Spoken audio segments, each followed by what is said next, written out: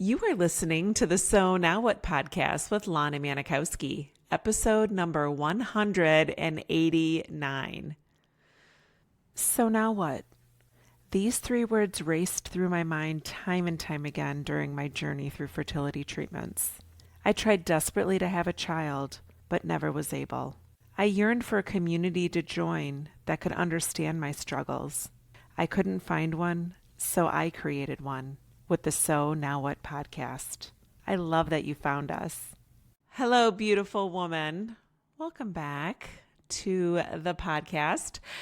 Today's episode is one I've been thinking about doing for a while because it really marked a turning point in my pathway, in my own story. And it's the realization that I was ready to stop feeling like a victim of my infertility. So I want to be clear right from the start. This podcast episode is not about ignoring grief or pretending that everything is fine.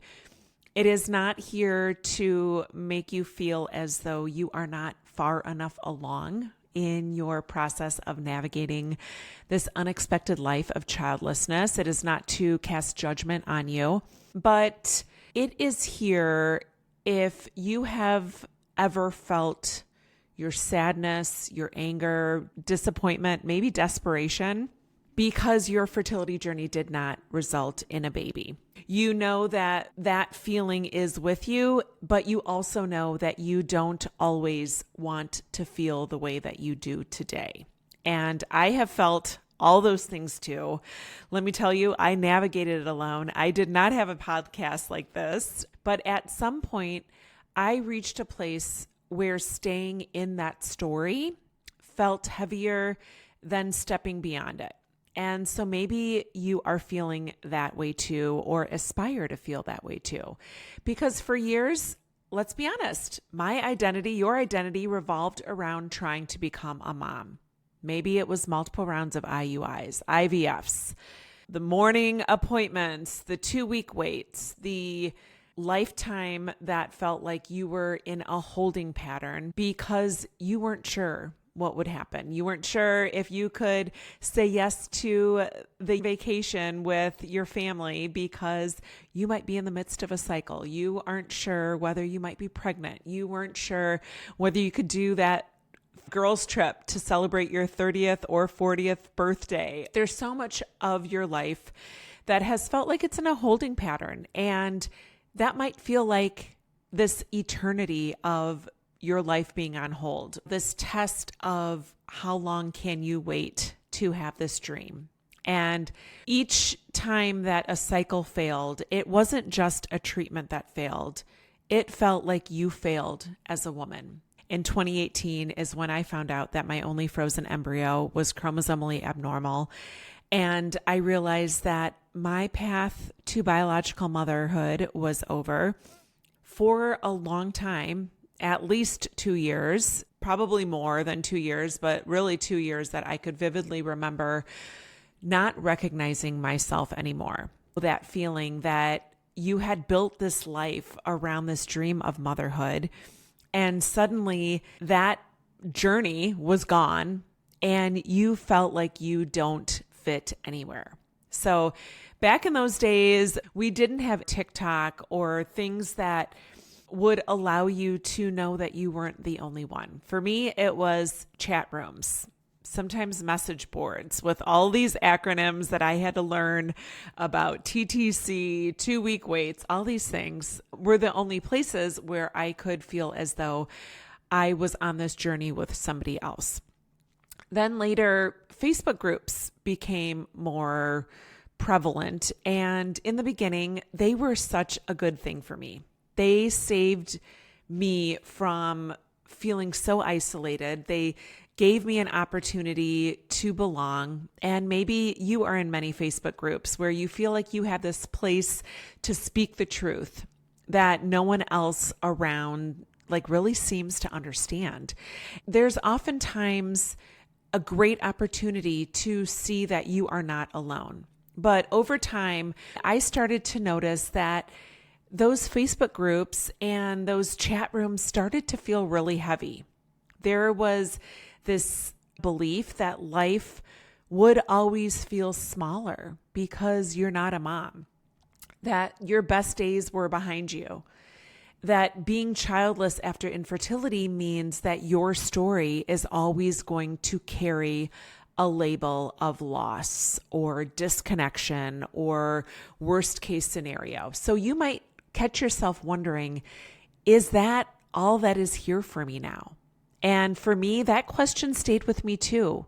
But it also changed everything for me and came from looking around and seeing that I didn't want to identify myself as somebody who was always going to feel like I was left out, like I was always somebody who wasn't going to have the life that I felt connected to. It hit me that the world is moving forward, and even though my story hadn't turned out the way that I planned, I wanted to move forward too. If you have this voice inside of you that says, I want to move ahead, I know that the sadness is here and this is such an unexpected thing that I am finding myself in, but you want to decide that something greater and something more for you is in existence.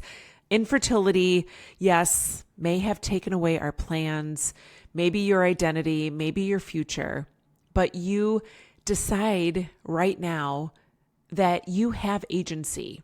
You can keep living a life defined by what is lost, or you can start to create something new. That is really my mission. If you've been listening to my podcast, if you have worked with me in Thrive After Infertility in my 12-week coaching program, you know that this is the shift that needs to happen to take you from victimhood to ownership. If you don't know how to get there, if you have never had anyone talk to you about getting there, this is not a judgment that you're not there yet. Most people don't know that it is possible because it's not an instant confidence or ray of sunshine that is going to get you there. It is messy. I had a hard time releasing the blame of feeling like I did something wrong, like the world was out to get me, that people around me had everything that I wanted. But I had to face the uncertainty of who I was without motherhood as my anchor. And little by little, I gave myself permission to look forward, to feel that possibility again. So if you are ready to flip the narrative, this is what I mean. You don't have to erase the pain. If you know anything about the message that I carry and the work that I have done through getting my advanced coaching certification in grief, the pain does not have to go away in order for you to grow. You learn how to change your relationship with it. And that was like the thing that no one really is talking about, and why it was so important for me to incorporate my grief work and my study of how to create a relationship with this disenfranchised grief that we carry. Because being childless after infertility doesn't mean that you all of a sudden have to get to a point where you don't grieve anymore. It means choosing to live fully in the truth that you have, and then finding purpose in this life without children. Oftentimes, I'll have people message me or listen to a podcast episode and email me and be like, you are such a powerhouse of positivity. And I always smile because I did not start out that way. Positivity was something that I built one decision, one thought at a time. It was something that I distinctly had to decide was something I wanted to bring into me. And it began when I started asking myself different questions, and oftentimes new questions. What if my worth was never dependent on becoming a mother? What if motherhood is one path to meaning, but not the only path to purpose? What if you can still create something beautiful even from a life that broke your heart? So when you start asking different questions, your brain begins to look for different answers. And here's the truth. Your mind is always, always, always going to find proof for whatever you believe. If you believe your life is a worst case scenario, if you believe your life and mission for happiness is over, your life is going to show you evidence of that everywhere. But if you start being open to the possibility that you can believe that there is still joy and there is still meaning ahead, your brain is going to get to work on proving yourself right in those circumstances. So that is what empowerment feels like. Not pretending, not toxic positivity, but choosing what you focus on. That is why the women that work with me in my coaching practice find such transformation. It's because nobody tells you that you have the ability to do this. Nobody has given you a roadmap to how to do this in your life. And that is why I decided to create something new.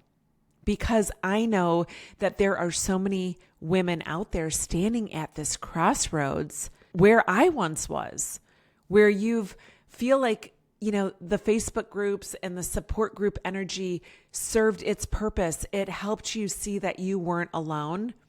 You've shared your story, but now you're at a different place. You're craving a different kind of conversation, one that is about growth. One that is not just about the moments where you feel like an outsider or where you feel the grief or where you feel like society is judging you. If that is something that has been on the forefront of what you are looking for, I'm sharing today that I built a new space for women who are at that place, at that crossroads of wanting to take ownership of what's ahead and not feeling like you are a victim of what happened behind you. It is a group called Childless After Infertility. It is on a platform that I am frankly new to called Skool, spelled Skool. It's an online community where people can connect, learn, grow together, people who have common interests, whether it's infertility or maybe it's quilting. There's like crazy amounts of groups on Skool, but it's a place where people can grow together without noise, without ads, without algorithms or distractions of social media. So from what I'm finding, it is combining the best parts of a traditional classroom and a community. So everything we discuss stays focused and meaningful. The difference, though, is this isn't a support group. Childless After Infertility is a growth group. So inside, we talk about what it means to rebuild trust with your body, nurturing a partnership or nurturing a marriage or nurturing a friendship when the relationship has changed because children aren't part of the equation. How to fill your time with purpose and joy again.